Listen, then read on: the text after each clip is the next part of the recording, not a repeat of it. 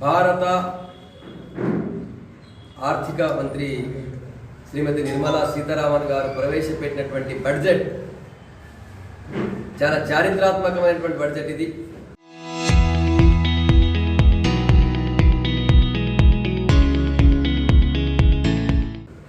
ఇది నారీ శక్తి బడ్జెట్, ఇది futuristic budget అని చెప్పి ప్రపంచ దేశాల ఆర్థికవేత్తలందరూ కూడా దీన్ని కొనియాడుతున్నారు. ఇప్పుడు గతంలో యూపీఏ గవర్నమెంట్ కానీ డైరెక్ట్గా కాంగ్రెస్ అధికారం ఉన్నటువంటి టైంలో కానీ కేవలం ఓట్ల కోసం మాత్రమే ప్రజలకు ఆశలు పెట్టి బిస్కెట్ వేసే విధంగా బడ్జెట్ ఉండేది. ఈరోజు నరేంద్ర మోడీ గారు భారతదేశానికి ప్రధానమంత్రి అయిన తర్వాత భారతదేశ ఆర్థిక స్వరూపాన్ని మార్చేశారు. ఒకప్పుడు ప్రపంచంలో 5 ఫ్రెజైల్ ఎకనామిక్ కంట్రీస్ అనేటోరు, అంటే ఆర్థికంగా కుంచుకుపోయిన దారుణమైనటువంటి స్థితిలో ఉండేటువంటి అతి పేద దేశాల లాంటి దేశాల జాబితాలో భారతదేశం ఉండేది. నేడు ప్రపంచ ఆర్థిక దేశాల్లో, ప్రపంచ ఆర్థిక వ్యవస్థల్లో 4వ స్థానంలో ఉన్నాం. అతి త్వరలో 3వ స్థానానికి కూడా మనం పోబోతున్నాం. ఇక ఈరోజు శ్రీమతి నిర్మలా సీతారామన్ గారు ప్రవేశపెట్టినటువంటి బడ్జెట్లో రైతులకి, మహిళలకి, పారిశ్రామికవేత్తలకి, ముఖ్యంగా చిన్న పారిశ్రామికవేత్తలకి, ఎంఎస్ఎంఈలకి ప్రోత్సహించే విధంగా బడ్జెట్ ప్రవేశపెట్టింది. ముఖ్యంగా రైతుల విషయానికి వచ్చినట్లయితే కేవలం రైతులు ఆరుగాలం శ్రమించి పంటలు పండించి ఒకవేళ వాతావరణం అనుకూలించకపోతే తీవ్రంగా నష్టపోయేటువంటి పరిస్థితి ఉంటుంది. అట్లాంటి రైతులు కేవలం ధాన్యము పంట మీదనే కాకుండా వ్యవసాయ రంగానికి అనుబంధంగా ఉన్నటువంటి పాడి, తర్వాత పౌల్ట్రీ, ఫిషరీస్, ఇతర జంతువులకు సంబంధించినటువంటి జంతు సంరక్షణ విషయంలో కూడా దృష్టి పెట్టాలని వాటికి ప్రత్యేక ప్రోత్సాహకాలు కల్పించినారు. ఒకప్పుడు పౌల్ట్రీ రైతులు, మన సిద్దిపేట ఏరియాలో పౌల్ట్రీ రైతులు విపరీతంగా ఉండేవాళ్ళు.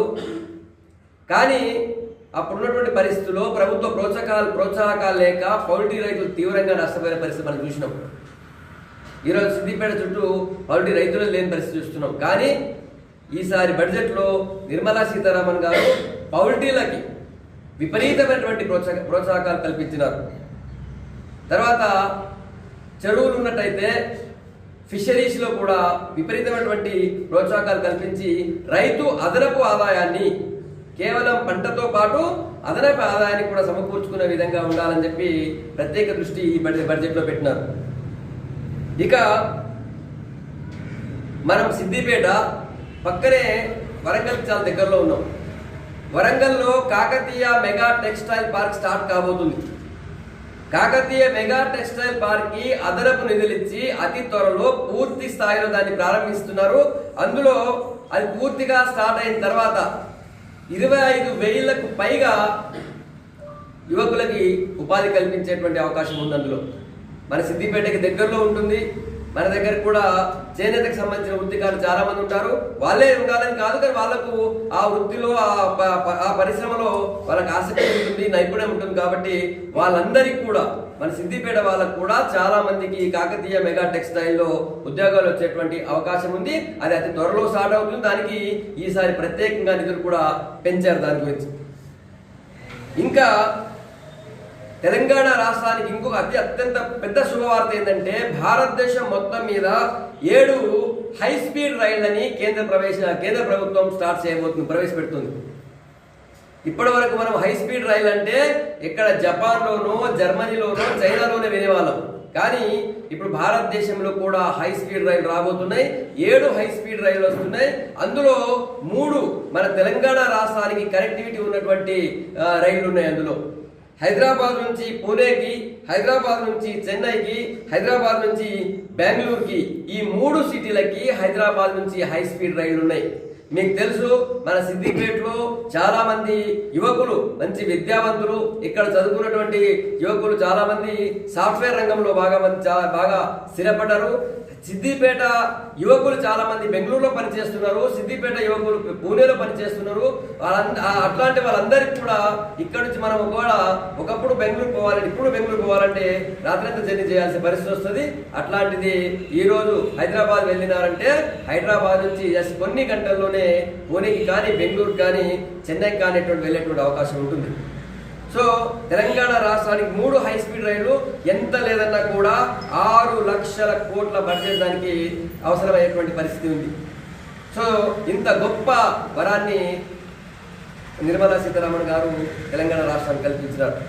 అంతేకాకుండా తెలంగాణ రాష్ట్రానికి ఇంతకుముందు గత ప్రభుత్వం కానీ, రాష్ట్రంలో ఉన్న ప్రభుత్వం కానీ, ఇప్పుడు ప్రభుత్వం కానీ మా తెలంగాణకి ఏమి ఇచ్చినారు, మేము ఇంత నిధులు ఇస్తున్నాము, మేము ఇంత పన్నులు కడుతున్నాం అంటున్నాం. కానీ తెలంగాణ రాష్ట్రం ఒకటే కాదు, అన్ని రాష్ట్రాలతో పాటు తెలంగాణ కూడా విపరీతమైన అభివృద్ధి చేయడానికి ఇప్పటికే 10 లక్షల కోట్లు ఇచ్చినామని చెప్పి గతంలో మా కిషన్ రెడ్డి గారు చెప్పారు. ఈసారి మెట్రో రైల్ ఎయిర్పోర్ట్ కనెక్టివిటీ కోసం హైదరాబాద్లో మెట్రో రైలు కోసం కూడా ప్రత్యేక నిధుల్ని కేంద్ర ప్రభుత్వం కేటాయిస్తున్నట్టు బడ్జెట్లో ప్రవేశపెట్టారు. తర్వాత రీజనల్ రింగ్ రోడ్, మన సిద్దిపేట జిల్లా నుంచే రీజనల్ రింగ్ రోడ్ పోతుంది. గజ్వేల్ ప్రాంతం నుంచి మీకు తెలుసు, భువనగిరి నుంచి గజ్వేల్ నుంచి ముందు అటు సంగారెడ్డి జిల్లా కనెక్ట్ అవుతుంది. ఆ రీజనల్ రింగ్ రోడ్ రావడంతో మన ప్రాంతంలో ఇప్పటికే ఆ రీజనల్ రింగ్ రోడ్ వస్తుందంటేనే ఈ ప్రాంతంలో విపరీతంగా వ్యవసాయ భూముల యొక్క ధరలు పెరిగినాయి మీకు తెలుసు. ఇప్పుడు రీజనల్ రింగ్ రోడ్కి పూర్తిగా ఈ ఇటువైపు ఉన్నటువంటి నార్త్ వైపు ఉన్నటువంటి రీజనల్ రింగ్ రోడ్కి పూర్తి నిధుల్ని కేంద్ర ప్రభుత్వం కేటాయించడానికి సిద్ధంగా ఉంది. ఆ విషయాన్ని కూడా బడ్జెట్లో ఈరోజు నిర్మలా సీతారామన్ గారు ప్రస్తావించారు. తర్వాత తెలంగాణ రాష్ట్రానికి హైదరాబాద్ ముఖ్యంగా ఒక IIM వస్తుంది. ఇంకొకటి మన సిద్దిపేటకి పక్కనే ఇంతకుముందు చెప్పిన నేను హైదరాబాద్ వరంగల్లో కేవలం కాకతీయ మెగా టెక్స్టైల్ పార్క్ అనుకున్నాం.